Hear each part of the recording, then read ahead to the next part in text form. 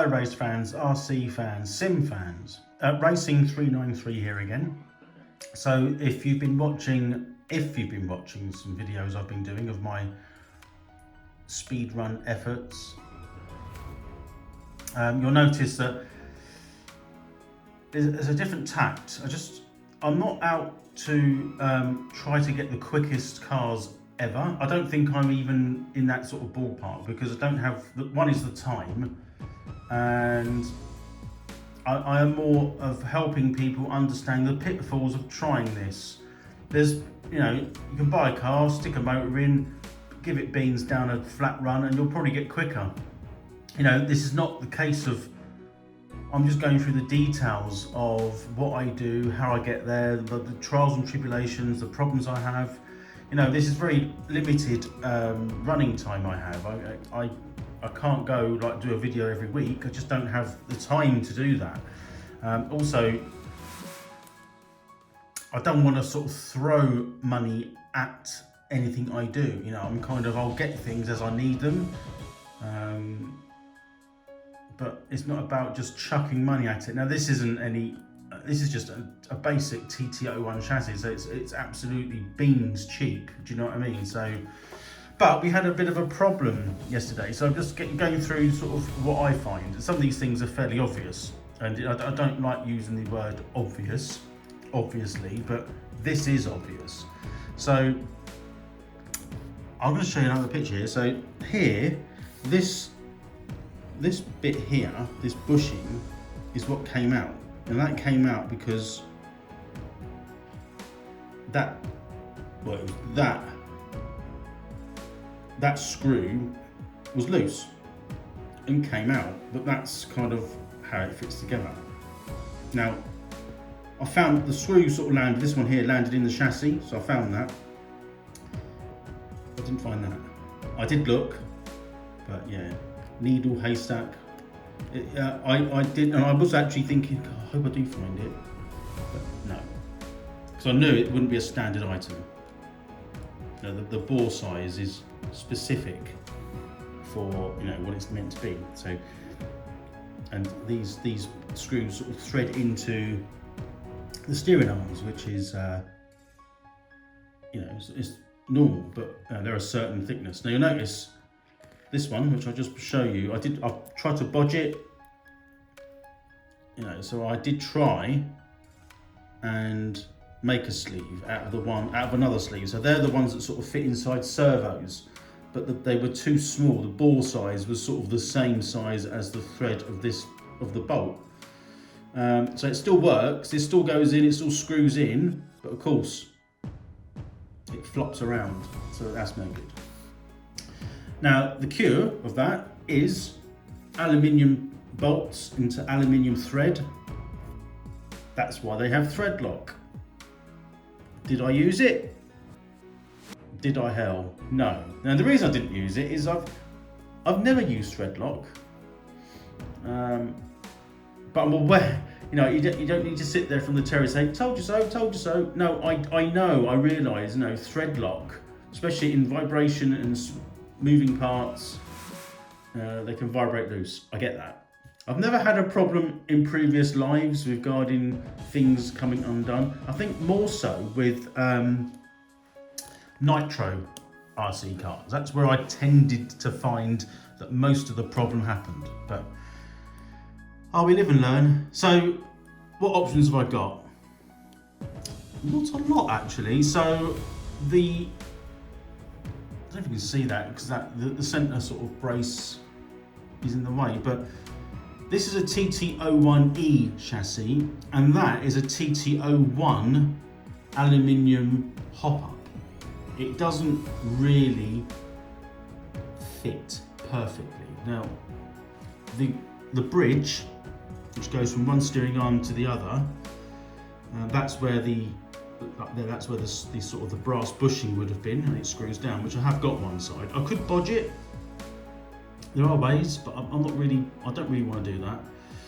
And you can see there the actual steering arms, track control arms, they're just the standard plastic Yeah, I'm just trying to think actually, there might even be,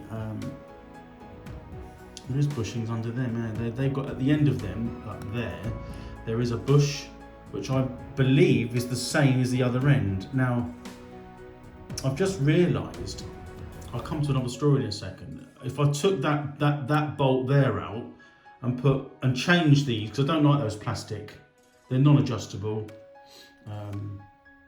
and I reckon I could get the car more straight if I did some adjustments on those, which, you know, I have ordered.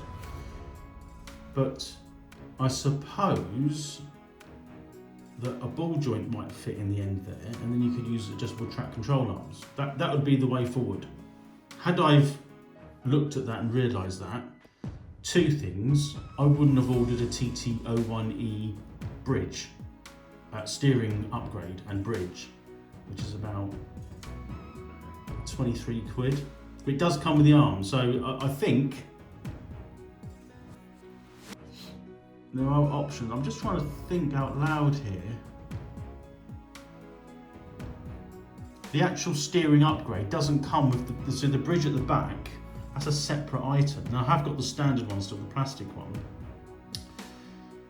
But the upgrade I bought for this only comes with the two steering arms, so one there, one the other side.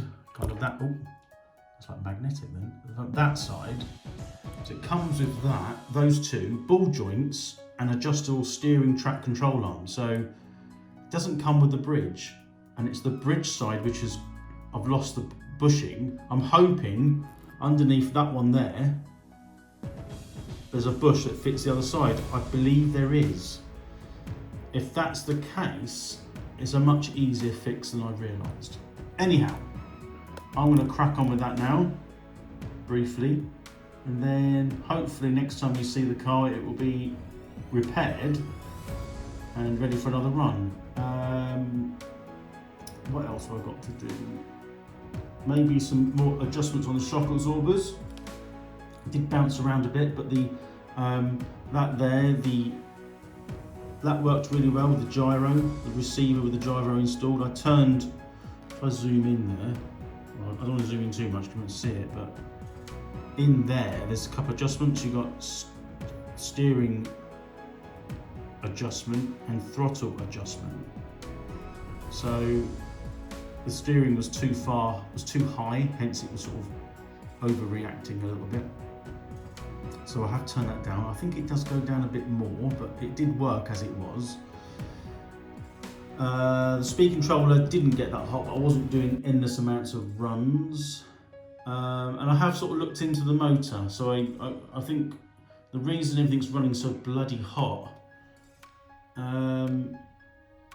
is that's a triple turn motor. I think I'm sure it's a triple turn. I just haven't looked it up. I wrote it down upstairs, but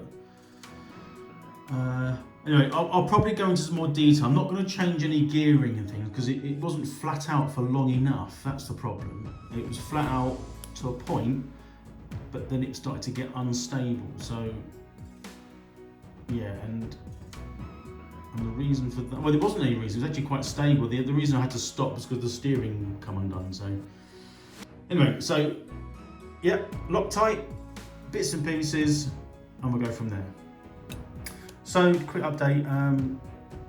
Yeah, I've taken the brass bushing out of that end of the steering arm, the track control arm, and put the bushing and the bolts in the other side, and I've Loctited those in, one that side. Well, that one hadn't gone missing anyway.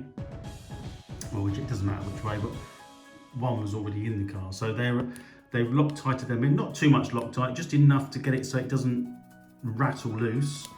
And all I need to do now is because that's threaded at the end there, and then that'll be a standard thread.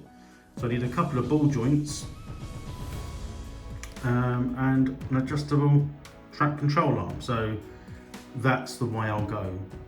Nice easy fix, not as expensive as I thought. However, I have bought a TT01e steering bridge, and upgrade, so that will come with the arms anyway and spares in case it does breaks it or gets loose. But anyhow, that's that done, so onwards and upwards. Right, hopefully next time I'll see you on track. Bye for now.